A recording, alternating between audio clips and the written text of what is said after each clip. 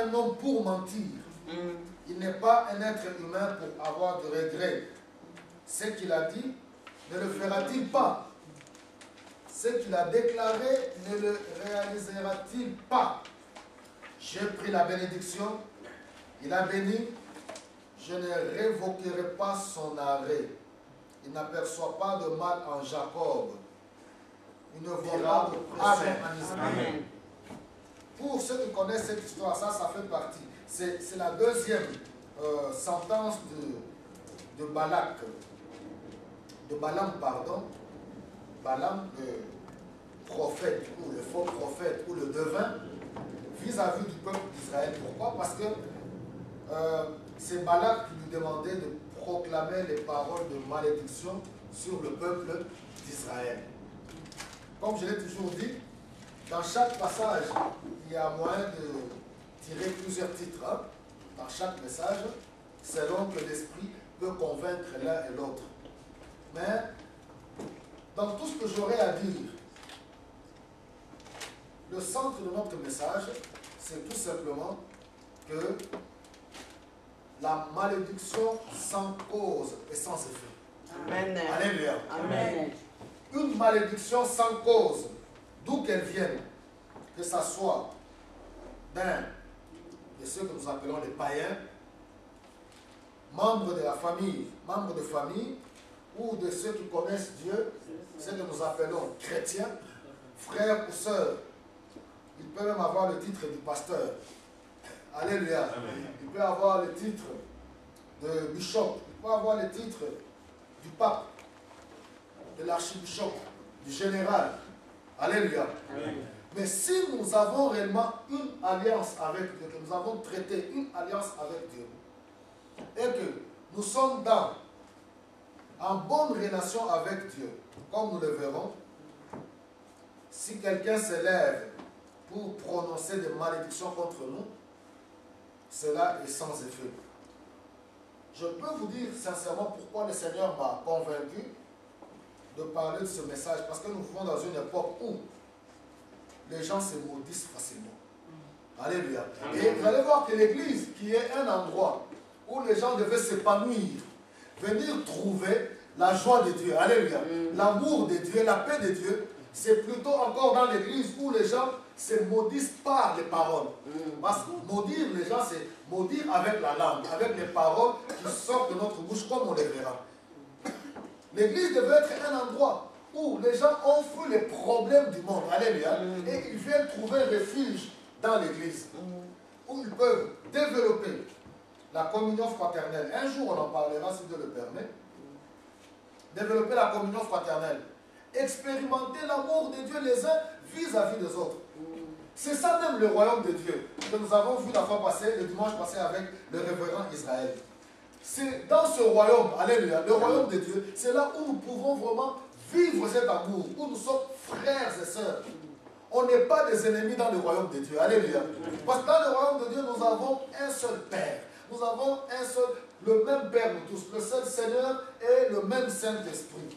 Nous ne pouvons pas devenir des gens qui se combattent, qui se maudissent dans le royaume de Dieu. Alors, j'ai voulu un peu définir un tout petit peu ce que c'est la malédiction. Dans le dictionnaire, le Petit Robert, on nous dit que c'est un nom féminin qui vient, en latin, c'est de male et diction. Des male en deux mots, hein? Des male et diction. Littéralement, on nous dit que c'est des paroles par lesquelles on souhaite du mal à quelqu'un, en appelant sur lui la colère de Dieu. Paroles par lesquelles on souhaite du mal à quelqu'un, en appelant sur lui la colère de Dieu.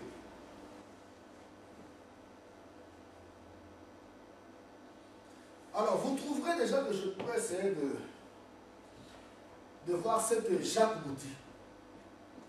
Dans Jacques au chapitre 3, si je ne me trompe pas, je ne voudrais pas raconter n'importe quoi, si vous me le permettez. Ça doit être dans Jacques chapitre 3 ou 2. là on parle de la langue. Hein. C'est un passage que nous connaissons tous. Hein. Ça va être Jacques chapitre 3. Voilà. Où on parle de la puissance de la langue. Ce petit membre qui est capable d'embraser toute une forêt. C'est-à-dire que les paroles, ce petit membre qui est dans notre bouche, dans notre corps, vous allez voir que non, nous avons des difficultés pour dompter, pour maîtriser la langue. Et Jacques en parle sérieusement pour dire qu'avec cette même langue, nous bénissons Dieu, comme on vient de faire là. Nous avons adoré, alléluia. Nous avons loué, nous ouvrons nos Bibles, nous lisons des belles paroles. Dieu est tellement bon. Mais avec cette même langue, nous maudissons les hommes faits à l'image de Dieu. Est-ce que cela est normal? Non. Ça, je m'adresse vraiment au peuple de Dieu, à l'Église, au corps du Christ. Je pense qu'il serait temps que l'Église puisse se ressaisir. Alléluia. Que les enfants de Dieu que nous sommes, où allons-nous? Nous devons nous ressaisir, il est plus que temps. Comment est-ce que Jacques pose la question au verset 9 par exemple? Lui, il dit, au verset 8, il dit, mais la langue, aucun homme ne peut la dompter. C'est un fléau incontournable. Elle est pleine d'un venin mortel. Par elle, nous bénissons celui qui est Seigneur et Père. Et par elle, nous maudissons les humains qui sont à la ressemblance de Dieu. De la même bouche sortent la bénédiction et la malédiction. Et puis il donne un conseil, il ne faut pas, mes frères, qu'il en soit ainsi. Il ne faut pas, mes frères et sœurs, qu'il en soit ainsi. Il ne faut pas que nous, les pasteurs, nous, les évangélistes, les bishops, les archibishops, alléluia, les généraux, les colonels, selon les titres que chacun peut se donner. Il ne faut pas qu'il en soit ainsi que de nos bouches sorte la bénédiction et aussitôt après, dans nos maisons, dans nos chambres, nous maudissons les hommes et les femmes faites à l'image de Dieu. Où allons-nous? Où va l'Église? Et puis il continue, il dit, la source fait-elle jaillir par le même orifice l'eau douce et l'eau amère? Mes frères, un figuier peut-il produire des olives ou une vigne de figues? Une source salée ne peut pas non plus produire de l'eau douce. Amen. Donc vous voyez que la malédiction, comme nous avons vu comme définition, c'est des paroles. C'est pour dire qu'en tant qu'enfant de Dieu, nous avons une puissance. Ou en tant qu'être humain. Pour nous tous, la plupart d'entre nous qui sommes des Africains, nous connaissons la puissance de la parole en Afrique. Comment les parents maudissent leurs enfants. Et lorsque nous sommes venus au Seigneur, nous devons faire ce travail où nous nous encourageons, que nous devons apprendre. Même si nous avons des enfants turbulents ou des enfants qui sont un peu casse-tête, nous devons tout faire à proclamer toujours, alléluia, des belles paroles sur leur vie, dans leur vie. Prononcer toujours des paroles de bénédiction sur les enfants, c'est très très important. Pourquoi? Parce que les paroles qui sortent de nos bouches ont un impact. Ont un impact, ont une puissance. Bien sûr, la bénédiction, c'est le contraire de la malédiction. Hein? Nom féminin qui vient du latin, c'est benedicere,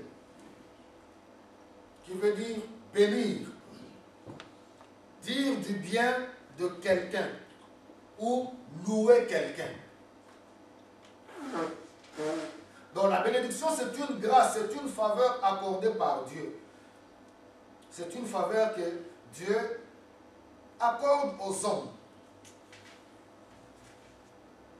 J'ai voulu tout simplement donner plus la définition de la malédiction par rapport à notre sujet. Comme nous avons dit que non, toute malédiction sans cause et sans effet. Pourquoi? Parce que Dieu dans son programme, le programme de Dieu c'est le programme de bénédiction. Comme on le verra ici. Le décret de Dieu est irrévocable. Dieu dans son programme, pour chacun d'entre nous, il a proclamé, alléluia, il a programmé la bénédiction. Et c'est ça le désir de Dieu. Il est tellement bon. Dieu ne veut que notre bonheur. Et ça, c'est très très important. Et c'est pour cela que vous allez voir que, là, nous avons commencé au verset 19. Balaam donne la sentence. C'est-à-dire que non, ce n'est pas la première fois. Il subit la pression du Balak, le roi de, comme on le verra tout à l'heure là, je l'expliquerai. Il subit la pression, le roi, attendez, le roi de Moab, voilà, fils de Tsippor, Balak, il est en train de mettre la pression sur Balaam de prononcer la malédiction sur le peuple d'Israël. Alléluia. Alors la pression est tellement forte que c'est pour cela que Balaam arrive à lui dire que non, Dieu n'est pas un homme pour mentir. C'est-à-dire que depuis le commencement, depuis que tu m'envoies pour maudire ce peuple, Dieu a déjà donné son décret. Il a dit que ce peuple est béni. Alléluia. Amen. Ce peuple ne peut pas être maudit. Qui que tu sois, pour les raisons que tu peux soulever, tu n'as aucun pouvoir. Tu n'as pas de droit de prononcer les paroles de malédiction sur ce peuple. Dieu n'est pas un homme pour mentir. Oui, c'est vrai. Ça, j'aime beaucoup cette parole. Il n'est pas un être humain pour avoir de regrets. Nous, les êtres humains, vous le constaterez, toujours avec ce petit membre qui est dans notre bouche, dans notre corps, la langue. Avec la langue, tantôt, nous bénissons Dieu. Avec cette même langue, tantôt, nous maudissons les hommes. Avec cette même langue, tantôt, nous disons la vérité. Alléluia. Et avec cette même langue, tantôt, nous disons du mensonge. C'est pour cela qu'il dit que Dieu n'est pas un homme pour mentir. Mais qui est le grand menteur dans ce monde? C'est le diable. Satan, sur sa carte de visite, vous savez que nous avons des cartes de visite, il a sur sa carte de visite écrit Père du mensonge. Donc, moi je l'appelle comme le président fondateur. Parce qu'on parle du Père, vous comprenez un peu, c'est-à-dire il est l'auteur, il est le fondateur, alléluia, il est la base, il est la source du mensonge. Sur la carte de visite de Satan, c'est écrit, il est le père du mensonge. C'est Jésus qui reprend les Juifs dans Jean au chapitre 8, verset 41. Il dit que vous avez pour père le diable.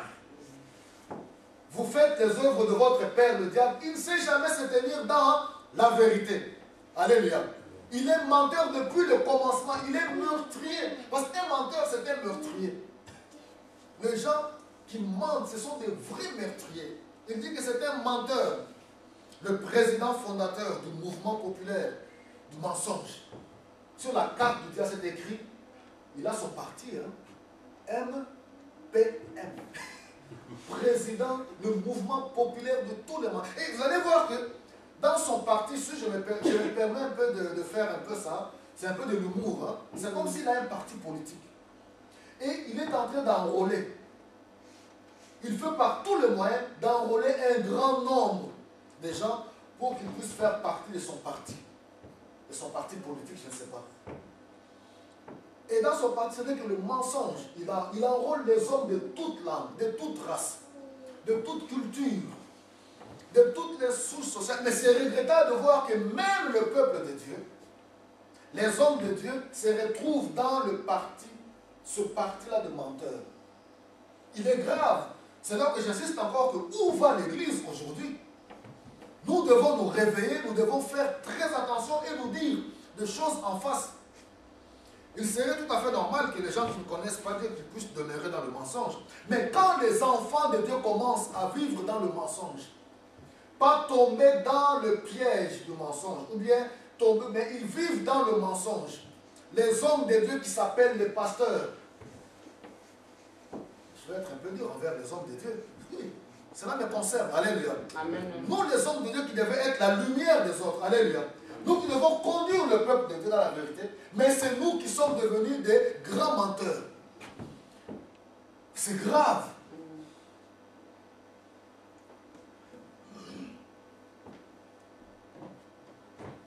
Alors, vous trouverez quand Paul écrit à Timothée, il nous dit que non, l'Église est la colonne et l'appui de la vérité. Donc l'Église, c'est elle qui doit défendre la vérité. Alléluia. L'Église représente la vérité. Les hommes d'Église, tout ce qui s'appelle Banana Nzambe. Alléluia. Oh, tout ce qu'on s'appelle Nzambe, le peuple de Dieu, les enfants de Dieu, les serviteurs de Dieu. C'est nous qui devons vivre dans la vérité. Nous devons apprendre à marcher dans la vérité. Il y a même de ces ministères qui sont fondés sur le mensonge. Des témoignages du mensonge. C'est grave.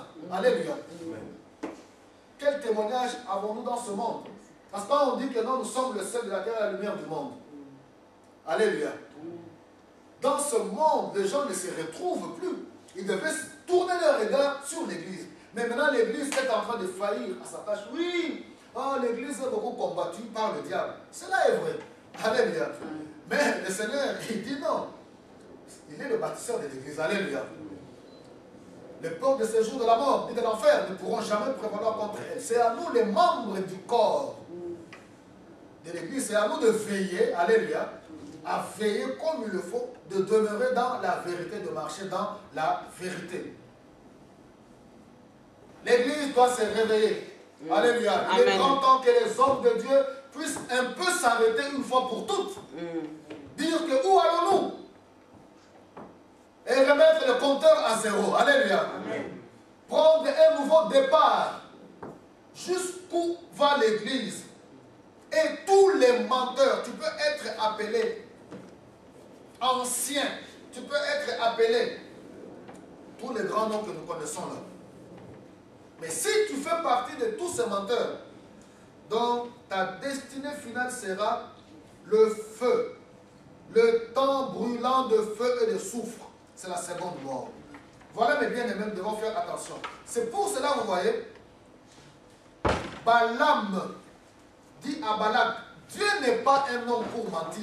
Dieu n'est pas un type qui peut changer à tout bout de champ. Tantôt il dit A, juste après c'est B. Alléluia. Aujourd'hui il dit X, demain c'est Z. Comme sont les êtres humains, comme nous le sommes. Nous devons veiller à cela. Dieu est cohérent. Alléluia. Dieu n'est pas incohérent. Incomparable à l'histoire du peuple de Dieu, c'est-à-dire de nous, enfants de Dieu. De la même manière qu'ils sont sortis d'Égypte, qui est l'image du monde pour nous, alléluia. Dieu nous a sortis du monde, alléluia, pour nous amener, nous introduire et nous installer dans son royaume. Alors, au verset 6, maintenant viens. Donc c'est le roi Balak qui envoie des messagers pour faire venir Balaam. Maintenant viens, je te prie, maudis ce peuple pour moi. Alléluia. Kakabo est sans raison. Alléluia. Maintenant viens, maudis ce peuple pour moi, car il est plus fort que moi. Peut-être ainsi pourrais-je te battre et le chasser du pays, car je sais que celui que tu bénis est béni, et que celui que tu maudis est maudit. Le premier point que j'aimerais bien soulever, sans que tu le saches comme tu es là, sans que nous le sachions, nous en tant qu'Église, du fait que Dieu est avec nous, à cause de tous les exploits que nous connaissons, du fait que nous appartenons à Dieu, nous sèmons la terreur dans le camp du diable. Alléluia. Ah oui. Même si aux yeux des hommes, nous passons pour des faibles, mais le diable connaît la puissance de l'Église. C'est nous-mêmes qui ignorons ce que nous sommes. C'est pour cela que nous jouons avec les choses de Dieu. C'est pour cela, vous voyez, nous sommes en train de nous combattre, je m'excuse un peu les termes, hein, comme des personnes sans intelligence. Si l'Église comprenait réellement sa mission, son travail dans ce monde, sa force et sa puissance, on pouvait former un bloc. Vous allez voir, qui est celui à qui le Seigneur a donné les clés du royaume? C'est à nous l'Église, alléluia. Pour fermer le ciel et ouvrir la terre, alléluia. Les clés pour ouvrir, que ce soit sur la terre ou dans le ciel. Il n'a pas dit qu'il a donné au gouvernement de ce monde. Comme on l'a vu avec le révérend Israël. Que le royaume de Dieu est au-dessus, alléluia. Il supplante tous les gouvernements de ce monde, tout le royaume de ce monde. Mais des fois l'Église est ignorante. À cause de l'égoïsme. Alléluia. Nous ignorons toutes ces choses-là. Nous le savons, mais dans la pratique, on fait autre chose. Alors, au verset 9, on nous dit, Dieu vint à Balaam. Vous savez que ça m'étonne quand je lis toujours ce tel passage. Mais donc, Zambé a yépé. Dieu vint. Dieu se révèle, se manifeste à Balaam. Il dit, qui sont ces hommes chez toi? C'est Dieu qui pose la question à ce devin Balaam. comme je l'ai dit, je ne sais pas si c'était un prophète, au départ, a changé, mais comme beaucoup commencent bien avec Dieu, alléluia, beaucoup d'hommes de Dieu commencent bien avec Dieu, et quelque part, ils dévient. Et pour garder le standing, alléluia, leur position, voilà, ils continuent toujours à amadouer les gens, qu'ils voient des choses. Et comme les chrétiens d'aujourd'hui aiment ça, je ne comprends pas jusqu'à quand les chrétiens comprendront-ils que vous n'avez pas besoin de courir derrière toutes ces personnes pour qu'ils puissent voir des choses dans votre vie, pour qu'ils vous disent de quoi est fait votre avenir. Alors Dieu vint à Balaam. Il dit, qui sont ces hommes chez toi? Au verset 9. Balaam répondit à Dieu, ah, Balak, fils de Tsippor, roi de Moab, les a envoyés pour me dire, le peuple qui sort d'Égypte couvre le pays maintenant. Va, voue-le pour moi à la malédiction, peut-être pourrais-je le combattre et le chasser. Dieu dit à Balaam, tu n'iras pas avec eux, tu ne maudiras pas ce peuple, car il est béni. Amen. Amen. Wow. Dieu prend la défense d'Israël directement. C'est ça la bonne nouvelle que j'ai à vous apporter aujourd'hui. Comme tu es là, ne le sachant pas, qu'à côté il y a des complots contre toi. Alléluia. Amen. Que ce soit dans le monde invisible ou dans le monde visible. Alléluia. Il y a des complots contre toi, Dieu n'a pas besoin de te les révéler. Parce que c'est ça le problème des chrétiens. Ils veulent tout savoir. Qui sont ceux qui me combattent? C'est pour ça qu'ils courent chez les prophètes. Pour que le prophète nous dise que non, c'est ta tante qui te combat, c'est ton oncle. Et les gens aiment de telles choses. Distraction sur distraction. Alléluia. Amen. Apparemment, vous n'êtes pas d'accord avec moi. Amen. Alléluia. On court là-bas pour qu'ils voient. C'est l'un des passages que j'aime beaucoup. C'est Dieu lui-même qui prend en charge notre défense. Amen. Alléluia. C'est Dieu lui-même. Il se révèle là où Dieu va à la source des problèmes. Lui-même, il prend le temps. Tu peux comprendre. Ça me peut n'est pas à Moutoumou et à Kissi. Un féticheur, Dieu lui apparaît. Pourquoi? À cause de toi. Parce que tu as tellement de la valeur. Tu as du prix à ses yeux. Alléluia. Et le décret qu'il a déjà lancé pour toi, il ne va pas du tout les révoquer. C'est irrévocable. Alléluia. Il n'y a personne qui peut changer cela. Dieu lui-même va combattre en ta faveur. Amen.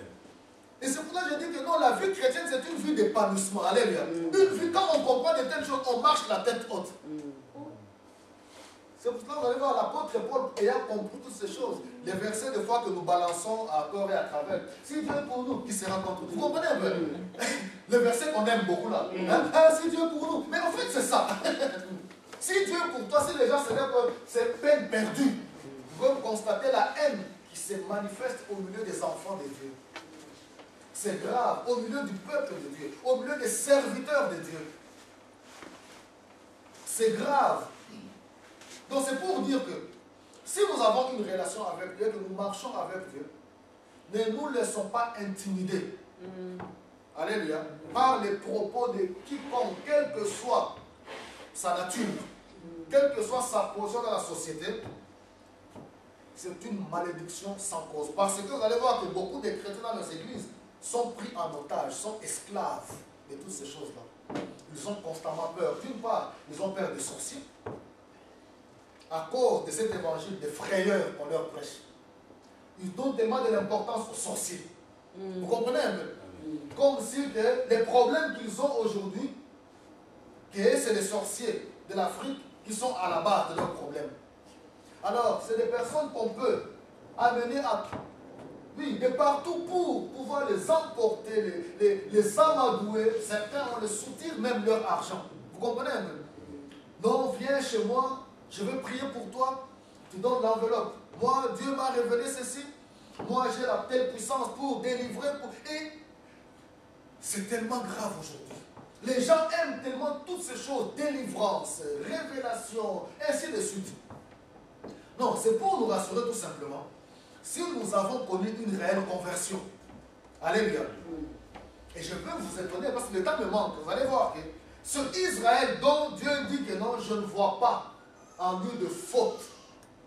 Alléluia. Mais humainement parlant, il faut lire l'histoire. Vous allez voir comment Israël s'est rébellé contre Dieu. Israël a murmuré contre Dieu, Aaron est même mort. Myriam est morte. Aaron est mort. Après, Israël a murmuré contre Dieu. À cause de la soif, à cause de la faim. Mais malgré cela, pour Dieu, c'est son peuple. Lui seul sait comment il va régler ses comptes. Alléluia. Amen. Avec son peuple.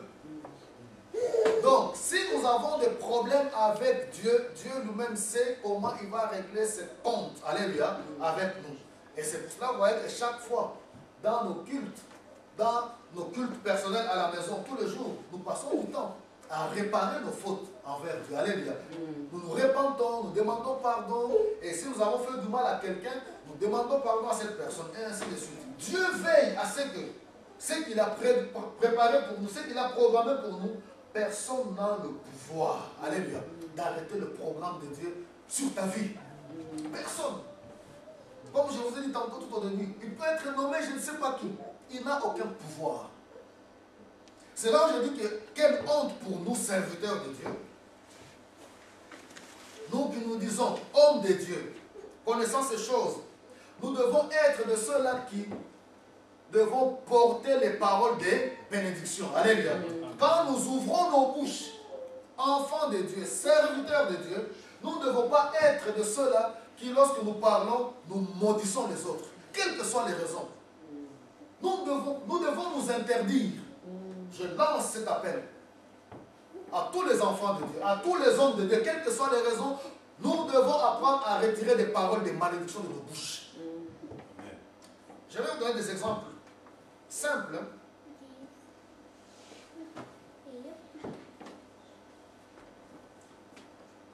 J'ai parlé tout à l'heure de la langue dans Jacques. Dans ce temps de la fin, l'Église n'est pas l'œuvre d'une seule personne. Ce n'est pas l'entreprise, la société de quelqu'un, d'un homme. Alléluia. Ce n'est pas l'entreprise, la société d'une famille, entreprise familiale. Alléluia. L'Église, c'est l'œuvre de Dieu et Dieu prend les gens, chaque membre du corps a un rôle à jouer dans l'Église. Donc, je ne veux donner des leçons à personne. Mais vous allez voir combien des hommes de Dieu, Bible dans la main, ils apprennent que non, il y a un nouveau ministère qui vient de commencer juste dans sa rue au coin. Alléluia. Au lieu de se réjouir, non, il en fait un problème.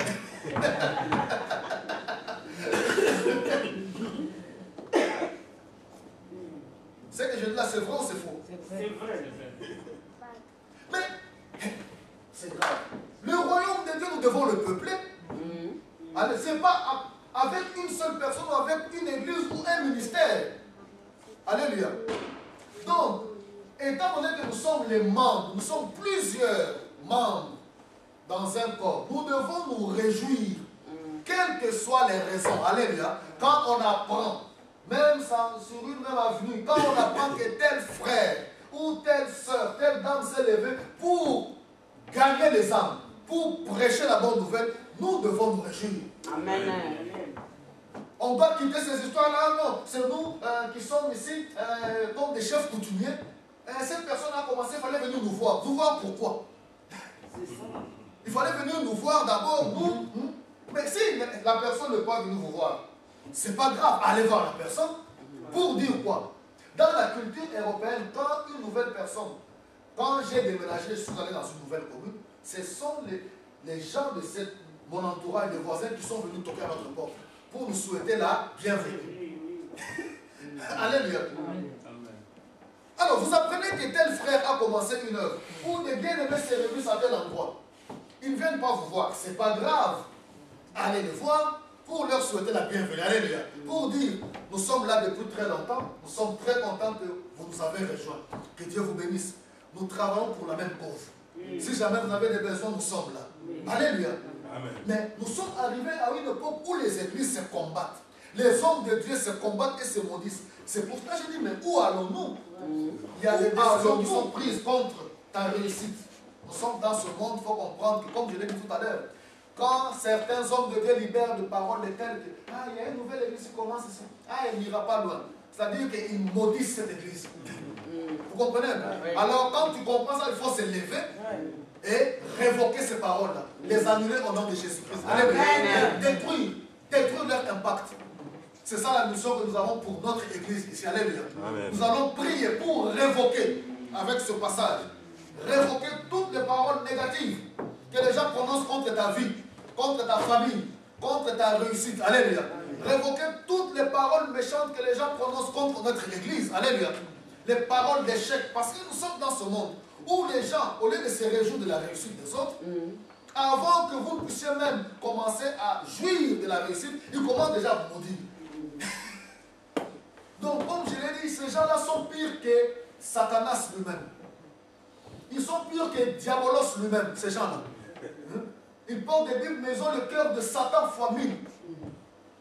Alléluia. Amen. Et vous voyez, quand les disciples sont venus faire le rapport à Christ, comment les démons ils étaient soumis, à la fin il a dit, oui, je vous ai donné le pouvoir de marcher sur le serpent et sur le scorpion et sur toute la puissance du diable et rien ne pourra vous nuire.